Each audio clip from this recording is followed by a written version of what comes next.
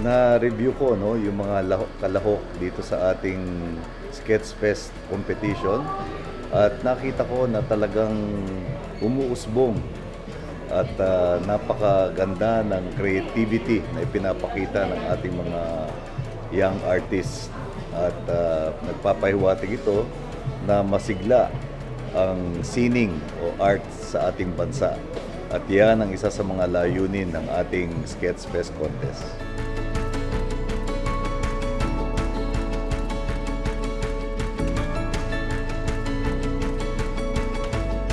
Our theme for this year is equality. Ibig sabihin, pantay-pantay. And equality is expressed in many ways through various media. And from the entries, we could really see such a wide scope of interpretations that allow us to understand the different dimensions and the different aspects of equality. And by understanding equality, we're able to practice it toward our fellow Filipinos and toward other human beings.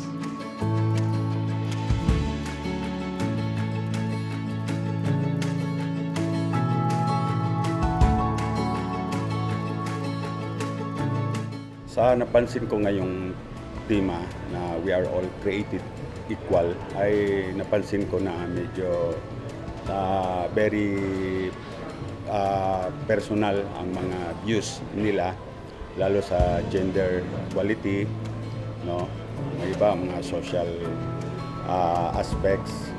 So may iba naman universal. So na mga issues na nangyari ngayon, itong mga current na mga balita na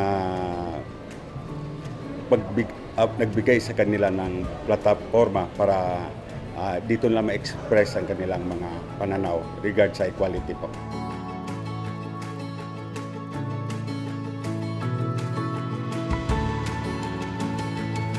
Itong competition na ito ay nagbibigay ng plataforma para sa mga bagong sibol na mga kabataan na gusto pumasok sa visual na mundo. No, nakikita na natin ang kanilang mga damdamin at ito ay nakarelate naman sa mga tao.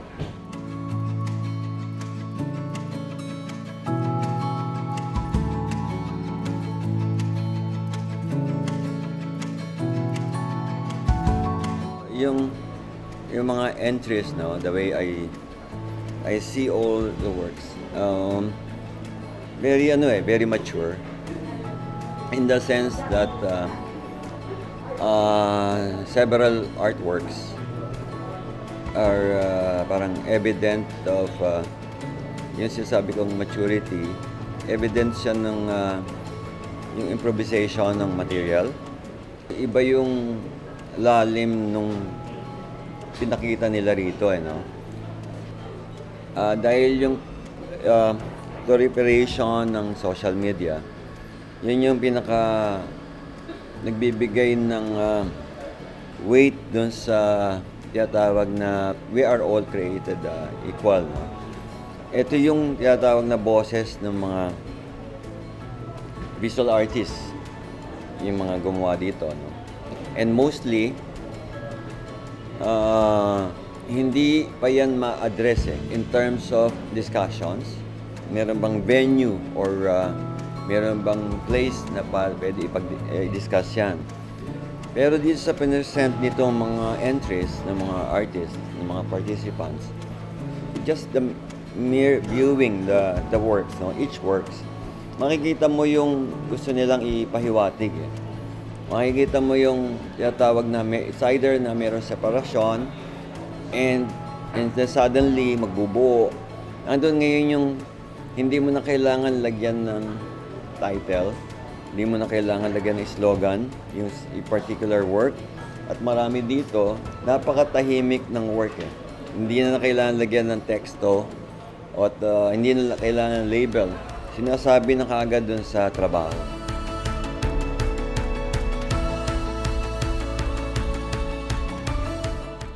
Maraming venues ngayon na maraming mga competitions ngayon at marami rin na nagdi-dictate kung anong klase ang dapat na team na na ibinibigay na sponsors.